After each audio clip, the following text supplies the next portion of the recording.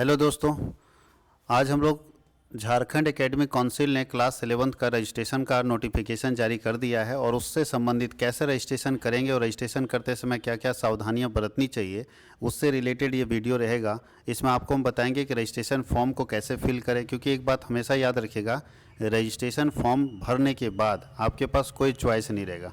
अगर एक बार आपका रजिस्ट्रेशन हो गया तो जो रजिस्ट्रेशन फॉर्म में भरा रहेगा वही मान्य होगा। आप उसको कुछ भी एडिट नहीं कर सकते, कुछ भी उसमें चेंज नहीं कर सकते। इसलिए रजिस्ट्रेशन फॉर्म भरते समय बहुत सावधान रहना चाहिए।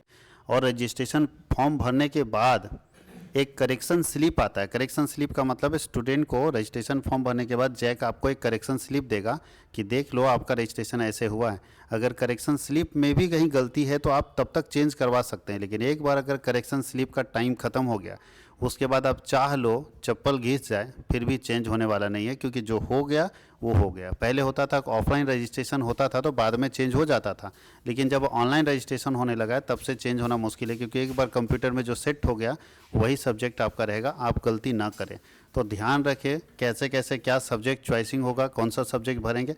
पूरे फॉर्म को हम आपके सामने भर के दिखा देते हैं कि कैसे इसको भरेंगे। पूरे फॉर्म को सही से समझने की जरूरत है। क्या लिखा है? Jharkhand academic council Ranchi student information seat for intermediate registration. ये आर्ट्स साइंस कॉमर्स तीनों स्ट्रीम के बच्चे भर सकते हैं, चाहे आर्ट्स के हो, चाहे साइंस के हो, चाहे कॉमर्स के हो। तो बोला है कि student information seat for intermediate registration session 2023-25 23-25 के लिए क्लास 11th एग्जामिनेशन 2024 जो 11th में 2024 में एग्ज़ाम होने वाला है। Duly filled in form is to be submitted to the institution. बोला इस फॉर्म को अच्छे से भरिए और अपने कॉलेज को स्कूल को सबमिट कर दीजिए by the student for online registration. ध्यान दीजिएगा, ऑनलाइन रजिस्ट्रेशन होगा, ऑफलाइन नहीं। लेकिन कॉलेज या आपका स्कूल जो है वो आपको ऑफलाइन फॉर्म भरने के लिए दिया है ताकि आप अपनी जानकारी कॉलेज को या स्कूल को दे दें। कॉलेज या स्कूल को आप इसको भर के अपनी जानकारी दे दिए, मेरा नाम, ये डेट ऑफ बर्थ, ये सब कुछ। फिर कॉलेज या स्कूल क्या करेगा, आपके इस इंफॉर्मेशन के आधार पर वो अपने यहाँ कंप्यूटर ऑपरेटर रखता है, उससे आपका ऑनलाइन रजिस्ट्रेशन करवा देगा। यानी आपके आधार पर एक बंदा रखेगा जो ऑनलाइन सबका कर देगा। यानी 300 बच्चे तो 300 बच्चे का एक बार ऑनलाइन फॉर्म वो भर देगा। अब गलती कहाँ होती है कि स्टूडेंट सही भर के दिया, स्टूडेंट सही भर के दिया, कभी कभी टाइपिंग जो काम करने वाला व्यक्ति है, टाइपिंग ऑपरेटर जो है, वो टाइपिस्ट क्या करता है या कंप्यूटर ऑपरेटर क्या करता है, टाइपिंग मिस्टेक कर देता है, जिसके कारण हो सकता है नाम गलत हो जाए, हो सकता है स्पेलिंग गलत हो जाए। कभी कभी फादर्स नेम का स्पेलिंग मिस्टेक हो जाता है, कभी अपने स्टूडेंट के नेम का स्पेलिंग मिस्टेक हो जाता है, कभी डेट ऑफ बर्थ मिस्टेक हो जाता है और कभी सब्जेक्ट मिस्टेक हो जाता है। ये 4 मिस्टेक कॉमन है, बहुत ज़्यादा होता है। बाकी मिस्टेक हो जाए तो चलता है, लेकिन ये 4 मिस्टेक ज़्यादातर होता है। तो इससे कैसे बचा जाए, कैसे इसको ठीक किया जाए, तो पूरे वीडियो में मैं बताने वाला हूँ। लास्ट में मैं बताऊँगा इस वीडियो के लास्ट में कि कैसे आप चेक कर सकते हैं कि आप तो सही भर के दिए थे लेकिन कॉलेज या स्कूल वाला सही से भरवाया कि नहीं भरवाया, ये आप कैसे चेक करेंगे, तो लास्ट में हम देखेंगे। तो ये बात समझ में आ गया।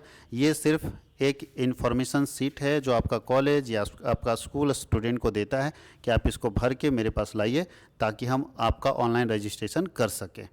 ये ऑनलाइन रजिस्ट्रेशन लाइव अगर हो जाता है ऑनलाइन तो बच्चा अपने से गलत सही भर देता है, इसलिए स्कूल करवा देता है या कॉलेज करवा देता है कि आप हमको भर के दीजिए इन्फॉर्मेशन, हम आपका रजिस्ट्रेशन करवा देंगे।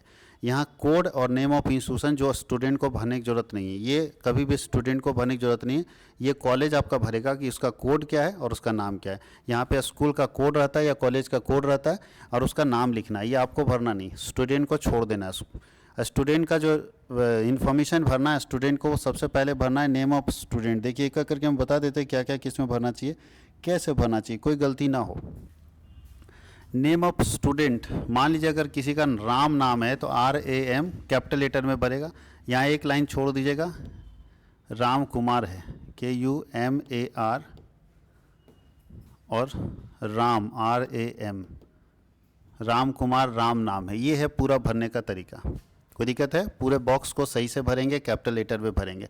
दूसरा बोला डेट ऑफ बर्थ, तो डेट ऑफ बर्थ में यहाँ डेट लिखेंगे। जैसे 5 नवंबर को अगर किसी का डेट ऑफ बर्थ है तो 05 लिखेंगे 5 को, नवंबर है तो 11, और मान लेते हैं 1998। वैसे 1998 नहीं होगा, उससे कम ही होगा, लेकिन ये लिखेंगे तो लिखने का तरीका समझ गए। तीसरा जेंडर में मेल फीमेल, ये तो आप लोग चुनोगे कि किस में आप मेल हो तो मेल में। अच्छा इसमें क्या करना है, इसमें ऐसे टिक मारना, अगर मेल है तो मेल में टिक मारिएगा, फीमेल है तो फिर में टिक मारें। दिव्यांग आप लोगों को भरना नहीं है, वैसे बच्चे इस ऑप्शन को भरेंगे दिव्यांग जिनके किसी अंग में दिक्कत है, या तो कान में दिक्कत है, आँख में दिक्कत है, पैर हाथ किसी भी, जिसको बोलते हैं फिजिकल हैंडीकैप, विकलांग व्यक्ति। तो अगर कोई विकलांग है तो भरेगा, और नहीं तो आप नन में भरेंगे। याद रखिएगा, दिव्यांग जो नहीं है, जिनका सारा अंग सही है, वो किस में टिक मारेंगे? नन में। अगर कोई दिव्यांग है तो बताइएगा ना कि किस में दिव्यांग है, तो ब्लाइंड है, अंधे हैं, तो अगर कोई दिव्यांग है तो ब्लाइंड में भरेंगे, अगर अंधे हैं तो, बहरे हैं तो डिफ में भरेंगे, गूंगे हैं तो डम में भरेंगे। ठीक है, ये सब में अपना भरते जाएंगे। और मान लीजिए कोई किसी को हड्डी का प्रॉब्लम है, मतलब हाथ ही प्रॉब्लम कर रहा है या पैर प्रॉब्लम कर रहा है, तो ऑर्थो में भरेंगे। तो ये उन लोगों के लिए चॉइस होगा जिन लोगों को फिजिकली प्रॉब्लम है, जो फिजिकल हैंडीकैप है, जो दिव्यांग हैं, उनके लिए ज़रूरत है। अगर आप ठीक ठाक हैं, भगवान ने आपको सही बनाया है, तो आप इसमें नन भरेंगे। कास्ट क्या भरेंगे? तो कास्ट में 4 तरह का कास्ट यहाँ पे दिया हुआ है। पहला है जनरल, तो आपको तो मालूम होना चाहिए कि आपका कास्ट क्या है। ये तो सब लोगों को भारत में बहुत अच्छे से बताया जाता है, जन्म के साथ ही कास्टिज्म चलता है, जातिवाद। तो आपको पता है कि आप किस जाति में आते हैं और वो किस कैटेगरी में आता है। तो जनरल कैटेगरी पहला है, दूसरा एससी कैटेगरी है। जनरल तो समझ रहे हैं, इसको बोलते हैं शेड्यूल कास्ट, इसको बोलते हैं शेड्यूल ट्राइब। एसटी का मतलब होता है शेड्यूल ट्राइब, और इससे होता है शेड्यूल कास्ट। BC1 BC2, अब इसमें आप अपने कास्ट को देख लेना कि आपकी जाति BC1 में आती है, BC2 में। तो ये आप लोगों के ऊपर है, आप जिसमें आते हो उसको टिक मारोगे। अगर हम मेरा नाम लिए जो हम जनरल में आते हैं तो जनरल में टिक कर लिए। रिलीजन आपसे पूछा जाता है, आप हिंदू हो, इस्लाम, मुस्लिम हो, सिख हो, उसके बाद क्रिश्चियन हो, अदर्स हो, आपको ये पूछना है। तो मेरा हिंदू है रिलीजन, मैं हिंदू में टिक करूंगा। जो इस्लाम मुस्लिम वाले होंगे इस्लाम टिक करेंगे, सिख टिक करेंगे और क्रिश्चियनिटी टिक करेंगे। और अगर ये चारों में से कोई अलग है, जैसे पारसी समुदाय भी भारत में रहते हैं तो अदर्स में चले जाएंगे, जैन भी रहते हैं तो अदर्स में चले जाएंगे। तो ये तय करना होगा कि आप किस कम्युनिटी में रहते हैं, आपका रिलीजन क्या है। उसके बाद आपको नेशनलिटी चुनना होगा। तो मेरे ख्याल से सारे लोगों का नेशनलिटी इंडियन ही होगा, क्योंकि विदेश से झारखंड एकेडमिक काउंसिल में पढ़ने कोई नहीं आएगा, तो ये अदर्स नहीं होगा। लेकिन फिर भी हम लोग ये इंडियन, हो सकता है कोई फॉरेन का व्यक्ति यहाँ रह के पढ़ रहा होगा जैक में, तो अदर्स भरेगा। बाकी सब लोगों के लिए क्या होगा? इंडियन। स्टूडेंट का आधार नंबर भरना है। आप लोगों को मालूम होना चाहिए आधार नंबर कितने डिजिट का होता है? 12 डिजिट का होता है। 12 डिजिट का आधार नंबर आपको यहाँ भरना है, 4 4 और 4। तो आपका आधार नंबर आप ही ना बताओगे, मैं बता नहीं सकता। एरिया आपको भरना है कि आप रूरल में रहते हैं, अर्बन में रहते हैं। बहुत बार गलती क्या करता है कोई बच्चा, समझ ही नहीं आता रूरल अर्बन क्या है, टिक मार देता है किसी में। रूरल का मतलब होता है ग्रामीण क्षेत्र, और अर्बन का मतलब होता है शहरी क्षेत्र। आप रहते कहाँ पे हो, ग्रामीण क्षेत्र में या शहरी क्षेत्र में, तो आपको टिक करना। अब आप कहाँ पे रहते हो वो आप तय कर लो। अगर आप ग्रामीण क्षेत्र में रहते हो तो रूरल टिक करो, आप अगर शहरी क्षेत्र में रहते हो तो अर्बन टिक करो। गांव में ही रहना है सबको, लेकिन पढ़ने के लिए रांची में रह रहे हैं, इसका मतलब ये नहीं कि अर्बन हो गए। बहुत बच्चा ऐसा है कि गांव में रहते हैं सारे फैमिली मेम्बर उसके, और पढ़ने के लिए वो रांची आया हुआ है, तो अपने आप को समझ लेता है कि हम कहाँ हो गए, अर्बन, हम तो रांची में रह रहे हैं। तो ये नहीं होना चाहिए। कौन सा सेक्टर में है, तो आप चुनेंगे कि आपके फुल फैमिली वाले किस सेक्टर में रहते हैं, रूरल एरिया में रहते हैं या अर्बन एरिया में, यानी ग्रामीण क्षेत्र में रहते हैं या शहरी क्षेत्र में रहते हैं, ये भी आपको ही चुनना है। उसके बाद क्या चुनना है? मदर्स का नेम। और मदर्स नेम तो आप जानते हो ना, अपनी माँ का नाम, अपने पापा का नाम, ये दोनों आपको यहाँ पे जो यहाँ पूरा बॉक्स बना हुआ है, इस बॉक्स में कैपिटल लेटर में जैसे ये लिखे थे ना, वैसे यहाँ दो माँ और पापा का नाम लिख देना है। ठीक है, अब अपने आप माँ का नाम और पापा का नाम जो भी लिख दीजिए। कभी कोशिश करना है कि बॉक्स वाले में ना श्री और श्रीमती ना लगाएं। बहुत सारा बच्चा श्री से शुरू होता है कि हम सम्मान देते हैं पापा को, श्री से लिखेंगे, ऐसा नहीं करना है। जब भी बॉक्स वाला होता है, बॉक्स वाले में कभी भी श्री शब्द का इस्तेमाल नहीं होना चाहिए, श्री कभी नहीं लगाना है, समझ गए। तो बॉक्स वाले में जब भी फादर्स और मदर का, तो नाम मदर में श्रीमती कुछ नहीं, अगर मदर का नाम कुछ भी है तो सीधा नाम लिखना है। ठीक है, श्री और श्रीमती नहीं लगाना है। कम्युनिकेशन एड्रेस में आपको अपना एड्रेस भरना है। लोकल एड्रेस भर दीजिएगा जो घर का एड्रेस है, और एड्रेस में आपको क्या भरना है, तो अगर आप गांव में रहते हैं तो विलेज कहाँ पे है, उसके बाद पोस्ट ऑफिस कहाँ पे है, उसके बाद पुलिस स्टेशन कहाँ पे है, उसके बाद आपका डिस्ट्रिक्ट कहाँ पे है, उसके बाद पिन कोड भर दीजिए। उसके बाद आप भरिए कि कौन से स्टेट में है और कौन से देश में है। तो ये इतना भर सकते हैं आप। ये तो अलग ही नीचे लिख दिया है, कम्युनिकेशन एड्रेस में पूरा भरिएगा, फिर अलग से दे दिया। ब्लॉक कौन सा है, आप अपना ब्लॉक भरिएगा। डिस्ट्रिक्ट कौन सा है, स्टेट कौन सा है, तो पिन नंबर कौन सा है, तो अलग से दे ही दिया। कम्युनिकेशन एड्रेस पूरा यहाँ भरना है, फिर उसको अलग से पूछ रहा है। उसके बाद कॉन्टैक्ट नंबर यानी मोबाइल नंबर जो सबके पास है वो भरेंगे। यहाँ पे आप अपना ईमेल आईडी जरूर दीजिएगा। सारे बच्चों से रिक्वेस्ट है कि वो ईमेल आईडी जरूर दें, क्योंकि ईमेल, फ़ोन नंबर चेंज हो सकता है, ईमेल आईडी कभी किसी का चेंज नहीं होता है, जनरली रखता है लोग। पासवर्ड भी याद रखना है, क्योंकि फ्यूचर रेफरेंसेस के लिए भविष्य में अगर आप कोई दिक्कत हुआ तो ईमेल आईडी आपको बहुत सपोर्ट करेगा, क्योंकि जैक जिस तरह से अपने आप को अपग्रेड कर रहा है और आने वाले समय में जिस तरह से डिजिटलाइजेशन हो रहा है, आपका एजुकेशन भी डिजिटल हो जाएगा। वैसे केस में जब आपका पूरा सर्टिफिकेट वेरिफिकेशन होगा तो ईमेल आपको बचाएगा। इसलिए ईमेल आईडी जरूर डालिएगा ताकि आपका मेल आईडी वहां जा सके। फ्यूचर रेफरेंसेस में भविष्य आप अभी नहीं देख पा रहे हो, हम आपको देख रहे हैं कि आने वाले समय में ईमेल आईडी का क्या इंपॉर्टेंस है, ये आपको यहाँ से पता चल जाएगा। इसलिए ईमेल आईडी जरूर डालिएगा। कभी भी कोई दिक्कत होगा तो ईमेल आईडी से आप अपना सारा डॉक्यूमेंट्स निकाल सकते हैं, फ़ोन नंबर से नहीं। बहुत बार होता है ना कि कोई व्यक्ति सिम कार्ड खरीदा था और मोबाइल नंबर ऐसा डाला जो बंद हो गया। अब उसको OTP अगर मान लीजिए उसी से मेरे फ़ोन पे चलता है, अब OTP लेने में पसीना उतर रहा है क्योंकि मोबाइल तो बंद हो चुका है और OTP किसी और के पास जा रहा है, तो ऐसी स्थिति में गेम बजा सकता है। इसलिए हमेशा ईमेल आईडी रखिएगा, ईमेल आईडी आपके पास रहेगा। आगे लिखा है कि क्लास 10th पासिंग डिटेल दीजिए, कि क्लास 10th आप पास किए तो किससे पास किए। तो ध्यान दीजिएगा कि सबसे पहले नेम ऑफ बोर्ड और लिखना है कि अगर आप स्टेट बोर्ड झारखंड बोर्ड से ही पास किए तो जैक लिखेंगे, अगर दूसरे बोर्ड से पास किए बिहार बोर्ड या यूपी बोर्ड या CBSE या ICSE से तो आप यहाँ पे अदर्स लिख देंगे। अदर्स जब लिखेंगे तो यहाँ बोर्ड का नाम लिख दीजिएगा। फिर से सुनिए, जब जैक आप लिखेंगे तो बोर्ड का नाम लिखने की जरूरत नहीं। अगर हम जैक से पास हुए तो सीधा जैक मारेंगे, लेकिन अगर कोई व्यक्ति अदर से जैक के अलावा पास हो के आए, बिहार बोर्ड से पास, तो अदर मारेगा तो यहाँ लिखेगा बिहार बोर्ड। अगर जिससे भी पास हो के आया उसको लिखेगा, कोई दिक्कत है। अदर्स मारेंगे तभी यहाँ पे लिखेंगे, जैक बोर्ड मानेंगे। जैक हमारा स्पेशल है ही, अदर में ना कंफर्म होगा। अब अदर लिख दिया तो कन्फ्यूजन हो जाता है, अदर में कहाँ से पढ़ा है, जैक से पढ़ा है, यूपी से पढ़ा है या CBSE से पढ़ा है, तो आप यहाँ कन्फर्मेशन दीजिएगा ना कि आप किससे पढ़े हुए। ईयर ऑफ पासिंग, आप कब पास हुए हैं, तो जनरली सारे लोग अगर कंटिन्यू पढ़ रहे हैं तो आप पास हुए होंगे 2023 में। 10th कब पास हुए हैं, 2023 में, तो 2023 होगा। लेकिन अगर कोई बैक डेट वाले, पीछे छूट गया क्लास या पहले पुराने वाले लोग हैं तो उनका अलग अलग पासिंग ईयर होगा। तो आप देख लीजिएगा 10th आप कब पास किए हैं। यहाँ 10th का रोल कोड लिखना है, जो रोल कोड आपको मिला है। 10th का रोल नंबर लिखना है। 10th में जो रजिस्ट्रेशन नंबर था वो लिखना है, 10th वाले रजिस्ट्रेशन नंबर को लिखना है। डिटेल ऑफ एडमिशन, इसमें क्या भरना है ये समझ आ गया सब लोगों को कि 10th का हमको देना है। यहाँ पे डिटेल ऑफ एडमिशन में लिखना है कि किस क्लास में एडमिशन हुआ है, तो क्लास 11th में। यहाँ डेट ऑफ एडमिशन, ध्यान दीजिएगा, जब आप कॉलेज में या स्कूल में एडमिशन करा रहे थे तो पहला जो रसीद कटा था, जब आप एडमिशन करा रहे थे तो फर्स्ट जो रसीद कटा था, एडमिशन रसीद जिसको बोलते हैं, तो उसमें जो पेमेंट किया था तो रिसिप्ट मिला होगा। तो उस रिसिप्ट में डेट देखिएगा कौन सा डेट है। अगर आप 17 तारीख को एडमिशन कराएं तो 17 तारीख का डेट वहाँ लिखिएगा। तो कैसे पता चलेगा कब हम कौन दिन एडमिशन कराएं, तो जिस दिन भी आप अपने कॉलेज में या स्कूल में एडमिशन कराए होंगे उस दिन का स्लिप तो आपको मिला होगा ना, उसी डेट में काट के। तो जो डेट का स्लिप आपको मिला है उस स्लिप में नंबर डेट डाला होगा कि किस डेट में। अगर कोई 17 अगस्त को कराएं तो 17 अगस्त का डेट वहाँ लिखा होगा। तो जो डेट हमें आप कराएं वो डेट लिखिए, मंथ लिखिए और ईयर लिखिए। ईयर में तो 2023 ही होगा, अभी एडमिशन कराएं तो ये 2023, लेकिन कौन महीना कौन दिन में आप अपने कॉलेज या स्कूल में एडमिशन कराएं, एडमिशन नंबर लिखना है, याद रखिएगा, एडमिशन डेट। सेक्शन लिखना है कौन सा है, तो अगर आपके स्कूल या कॉलेज में ज़्यादा सेक्शन चलता है तो ABC जो भी आपका सेक्शन होगा लिख लीजिएगा, वो तो आपको कॉलेज से कांटेक्ट करना है। कुछ ना समझ आए तो ब्लैंक भी मार दीजिएगा, तो कोई दिक्कत, या तो A सेक्शन लिख दीजिएगा चलेगा, क्योंकि सब कॉलेज में कॉमर्स के बच्चे कम ही रहते हैं। साइंस आर्ट्स में आप सेक्शन अपना देख लीजिएगा कि किस सेक्शन में, और क्लास का रोल नंबर क्या है वो अभी आपको पता होना चाहिए। वही एडमिशन रसीद में आपको मिल जाएगा कि आपके क्लास में रोल नंबर आपका कितना है, तो वो भी आप यहाँ मेंशन कर देंगे। ये हम लोगों को एक साइड में पूरा भरना है।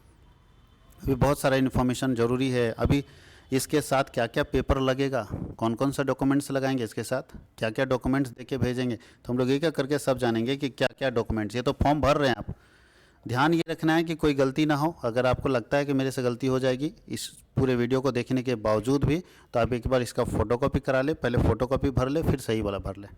इस सही वाला को गलत नहीं भरना है, ठीक है। तो चलते हम लोग आगे सेकेंड पेज की तरफ।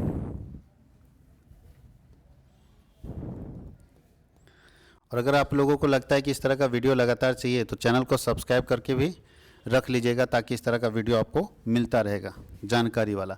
अब यहाँ बोल रहा है मीडियम ऑफ एग्जामिनेशन। देखिए बहुत बच्चा यहाँ फंसता है, उधर मदर नेम और फादर्स नेम तो सब भर लेता है।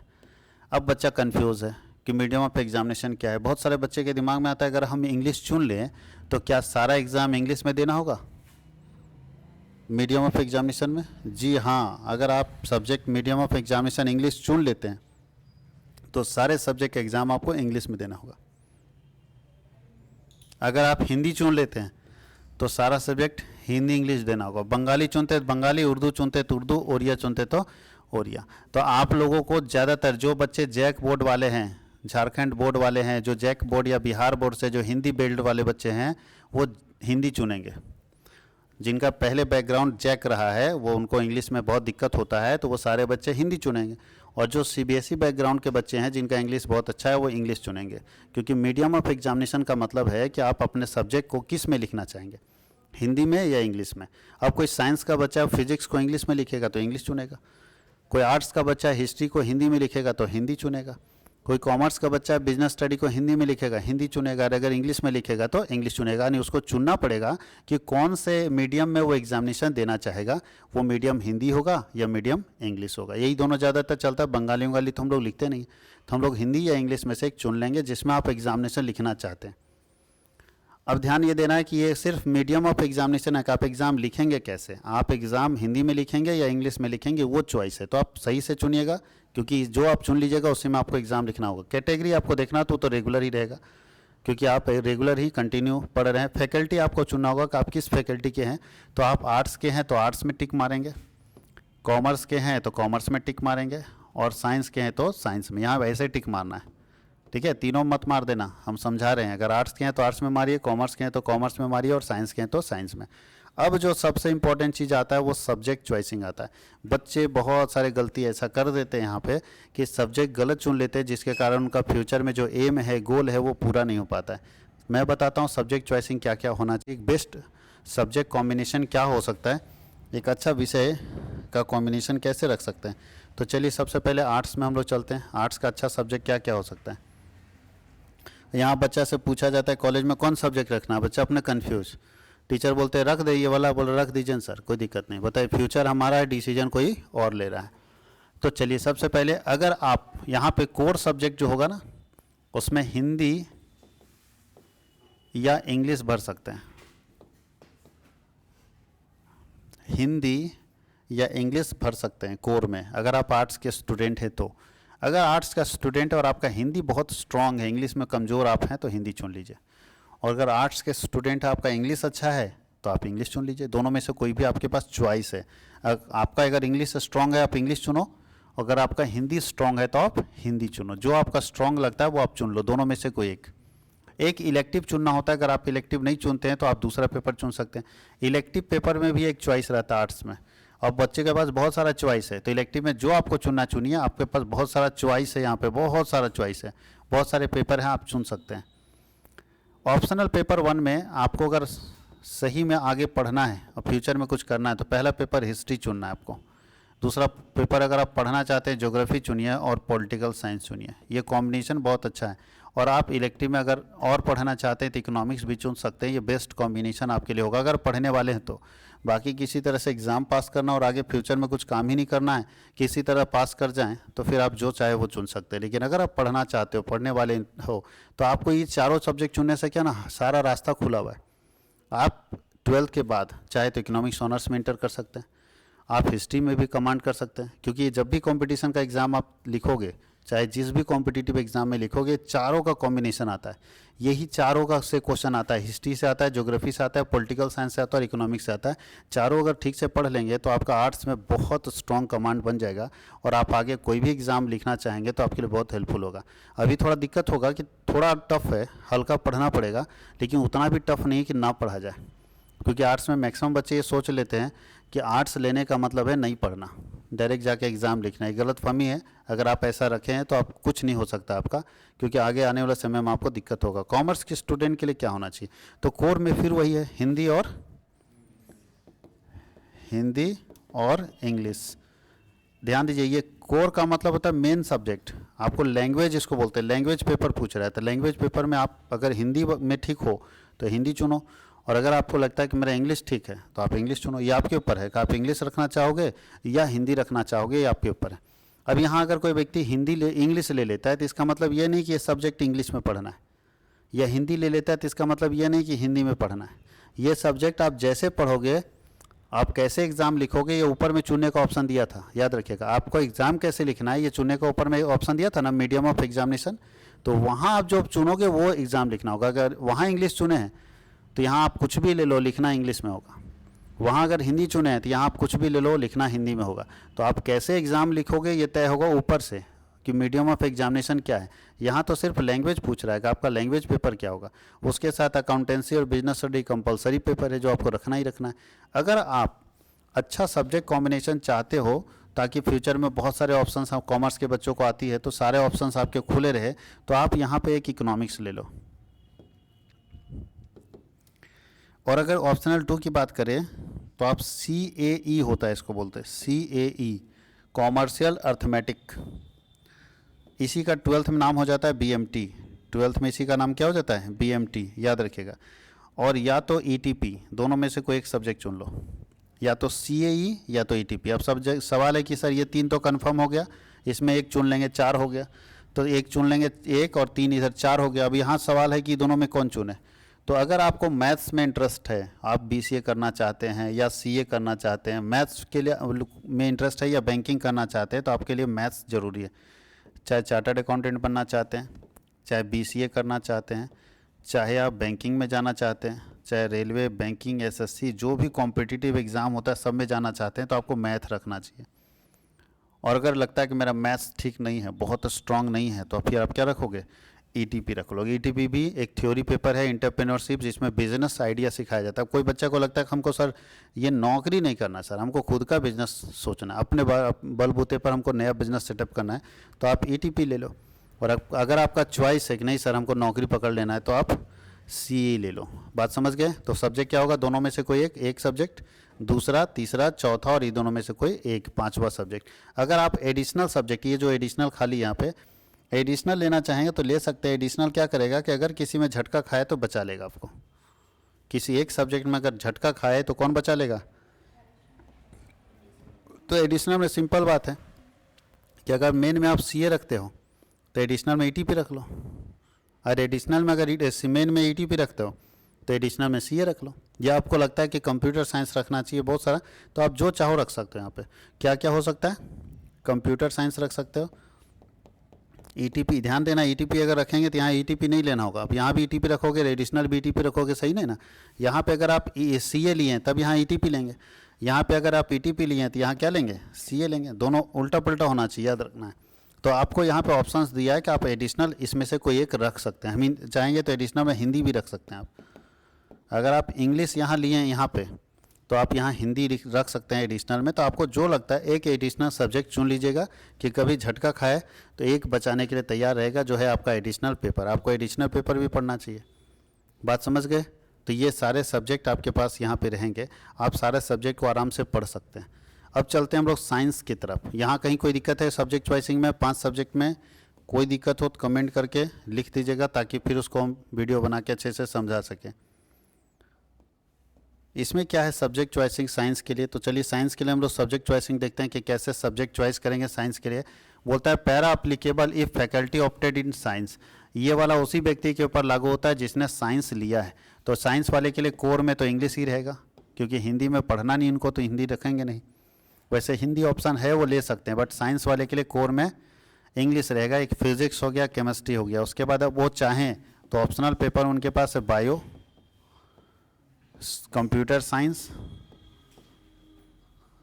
मैथ्स, ये उनके पास ऑप्शनल पेपर। ये तीनों में से कोई 2 चुनेंगे, एक ऑप्शनल 1 में, एक ऑप्शनल 2 में। तीनों में से कोई एक 2 चुने, और एक एडिशनल भी चुन लीजिएगा। नहीं, तीनों में से कहीं ना कहीं आपको पढ़ना है। एडिशनल आपके ऊपर है, आप चुन भी सकते हो, नहीं भी चुन सकते, लेकिन ये तीनों में से कोई एक पेपर आप चुन सकते हैं। जो यहाँ आप चाहें तो एक और सब्जेक्ट आपके पास है इकोनॉमिक्स, ये भी चॉइस है, आप इकोनॉमिक्स। ये 4 में से कोई भी 2 पेपर आपको चुनना है, ऑप्शनल 1 के लिए और ऑप्शनल 2 के लिए। 4 में से कोई 2 पेपर चुनना है, ऑप्शनल 1 और ऑप्शनल 2 के लिए। तो आप ये तय करेंगे कि आपको इसमें से कौन सा सब्जेक्ट चुनना है।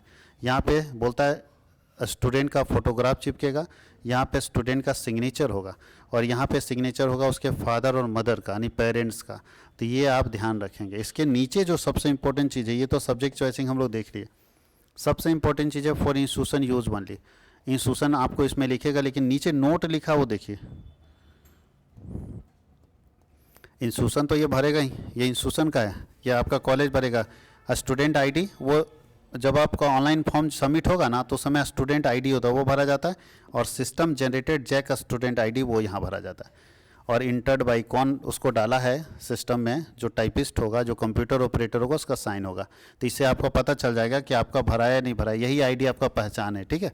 तो ये आपको नहीं भरना है, कॉलेज करेगा आपका या स्कूल करेगा। नोट देखिए, नोट बोलता है for column 3, 4, 5, 6, 7, 9, 19, 21, 22, 23 you are required to tick the application 1। बोल रहा है इसमें से आपको एक जगह पे टिक करना था, जो हम लोग बहुत सारा देखे ना पीछे, टिक करना वहाँ पे, ठीक है। Mentioned board council name if option other, अगर आप अदर में टिक मारते जो अभी हमको आपको बताए, तो बोलता है had been selected in column 19 है। आपको अगर वहाँ अदर था ना, अदर, तो आपको वहाँ पे लिखना पड़ेगा कि किस में। For faculty wise application submit combination kindly contact your institution. अगर फैकल्टी वाइज इंस्टीट्यूशन में अगर ऐसा सुविधा है कि फैकल्टी वाइज एप्लीकेशन सबमिट करना, तो आप अपने कॉलेज में जो है कांटेक्ट कर लें। Photograph to be posted should not be more than 3 months old. जो आप फोटोग्राफ इसमें चिपकाओगे वो 3 महीने पुराना नहीं होना चाहिए, तो लेटेस्ट फोटोग्राफ दे दीजिएगा। ऐसा नहीं कि कोई बच्चा हम लोग पास भी आई कार्ड बनवाता है तो एकदम बचपन का दे दिया है, जब वो 3rd क्लास में था ना तब फोटो देता, बढ़िया से पहचान नहीं पाता था। फोटोग्राफ्स 3 महीने से ज़्यादा पुराना नहीं होना चाहिए। बोलता है photographs and signature should not exceed the box area. जो फोटोग्राफ आप चिपकाओगे ये तो बॉक्स एरिया के अंदर होना चाहिए, बड़ा नहीं, ठीक है। और सिग्नेचर भी बॉक्स एरिया के अंदर, यानी इसके अंदर ही आपको सिग्नेचर करना है, इससे ज़्यादा नहीं। तो जो बॉक्स एरिया है तो बॉक्स एरिया के अंदर ही यहाँ आनी आपके, इसके अंदर सिग्नेचर करना है, और फोटो भी इसके अंदर ही रहना चाहिए, चाहे जैसे हो। अगर बड़ा हो रहा है तो कैंची है ना, आराम से काट लीजिए और छोटा कर लीजिए, इतना छोटा कर लीजिए कि बॉक्स के अंदर आ जाए। बोलता है submission of documents is mandatory in case of the following. आपको इसके साथ, इस रजिस्ट्रेशन फॉर्म के साथ कुछ और डॉक्यूमेंट्स सबमिट करना पड़ेगा, तभी रजिस्ट्रेशन होगा। क्या क्या डॉक्यूमेंट्स इसके साथ लगेगा, तो देखिए लिखा हुआ है। सबसे पहला, इफ़ यू आर अ दिव्यांग, अगर आप दिव्यांग हैं तो आप अपना दिव्यांग सर्टिफिकेट जो भारत सरकार आपको जारी किया होगा वो लगा दीजिए। अब जो बच्चा दिव्यांग नहीं है उसको सर्टिफिकेट लगाने की जरूरत नहीं। If you belong to caste other than general, आप जनरल कैटेगरी के अलावा बाकी किसी कैटेगरी में आते हैं, एससी में आते हैं, एसटी में आते हैं, ओबीसी में आते हैं, किसी भी आते हैं, तो ऐसी स्थिति में आपको कास्ट सर्टिफिकेट लगाना पड़ेगा जो सरकार से जारी होता है। जनरल को नहीं लगाना पड़ेगा, जनरल को छोड़ के बाकी सबको लगाना पड़ेगा। If you have passed class 10th from board council other than JAC, बोलता है अगर जैक के अलावा आप किसी बोर्ड, दूसरे बोर्ड से एग्ज़ाम पास किए हैं 10th, जो बच्चा जैक को छोड़ के किसी दूसरे बोर्ड से अपना जैक का एग्ज़ाम पास किया है, वो बच्चा अपना माइग्रेशन सर्टिफिकेट ज़रूर जोड़ेगा। माइग्रेशन सर्टिफिकेट देना पड़ेगा उसको, ओरिजिनल, ठीक है। Submit copy of migration certificate issued by the board और काउंसिल, माइग्रेशन उसे देना ही पड़ेगा और उसे एक्स्ट्रा और फी देना पड़ेगा।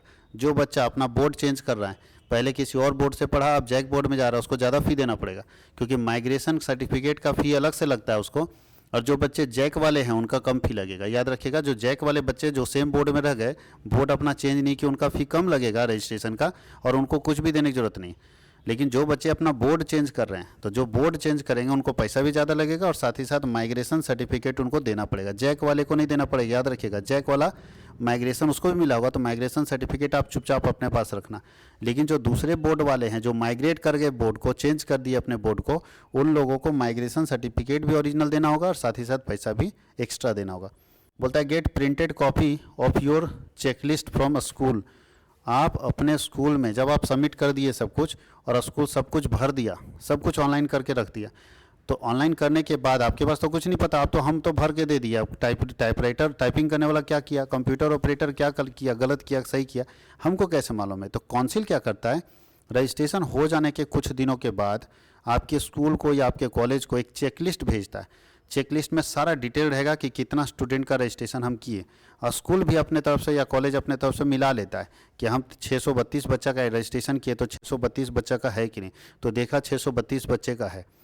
उसके बाद वो क्या करता है कि सारे स्टूडेंट को या 2 काम करता है, या तो खुद ही चेक करवा लेता है, जो आप फॉर्म भर के दिए उससे चेक करा लिया सब ठीक है कि नहीं, या तो स्टूडेंट को भेज देता है चेकलिस्ट, कि स्टूडेंट को पूछा जाता है कि देख लो बाबू, तुम्हारा जो चेकलिस्ट, मतलब ये जो रजिस्ट्रेशन हुआ है, रजिस्ट्रेशन हो गया है समझो, खाली बस चेक करने के लिए भेजता है कि जो रजिस्ट्रेशन तुम कराए हो, जो डॉक्यूमेंट्स भर के दिया था, उसी अनुसार से वहाँ पे चेकलिस्ट में नाम है या नहीं। अगर सब कुछ है तो वहाँ बहुत केयरफुली चेक कीजिएगा, एकदम एक एक स्पेलिंग चेक कीजिएगा, डेट ऑफ बर्थ में चेक कीजिएगा, बहुत फास्ट नहीं बोलना कि ठीक है, पूरा अच्छे से चेक कर लीजिएगा और लगेगा कि सब कुछ सही है जो हम भर के दिए थे तो ठीक है, और नहीं तो आप अपने प्रिंसिपल को, जो कॉलेज या स्कूल के प्रिंसिपल हैं, उनको इन्फॉर्म कर दीजिएगा कि सर यहाँ पे मिस्टेक हुआ है। अगर यहाँ तक अभी आप इन्फॉर्म कर दिए चेकलिस्ट तक तो सुधर जाएगा, लेकिन चेकलिस्ट अगर एक बार चला गया और आप कुछ भी ना बोले, उसके बाद आप कुछ भी कर लो, सुधरने वाला नहीं। तो चेकलिस्ट बहुत इंपॉर्टेंट यहाँ लिखा है, देखिए लिख भी दिया है, from a school and look at your details very carefully. बहुत ध्यानपूर्वक अपना डिटेल देख लीजिए, क्योंकि इन्फॉर्म HM हेड मास्टर जो है immediately if there is any mistake, अगर कहीं मिस्टेक हुआ है तो आप अपने हेड मास्टर को तुरंत इन्फॉर्म कर दीजिए। No correction will be allowed, देखिए यहाँ लिख दिया है, no correction will be allowed once exam form is submitted online. एक बार अगर ऑनलाइन सबमिट हो गया तो फिर कुछ भी कर लो, बता रहे हैं चप्पल घिस जाएगा, जूता घिस जाएगा, लेकिन कभी कोई चेंज नहीं होगा। यहाँ साफ लिखा है कि no correction will be allowed once exam form is submitted. तो जब करेक्शन लिस्ट आता है तो चेकलिस्ट को बहुत सावधानी से देखिएगा।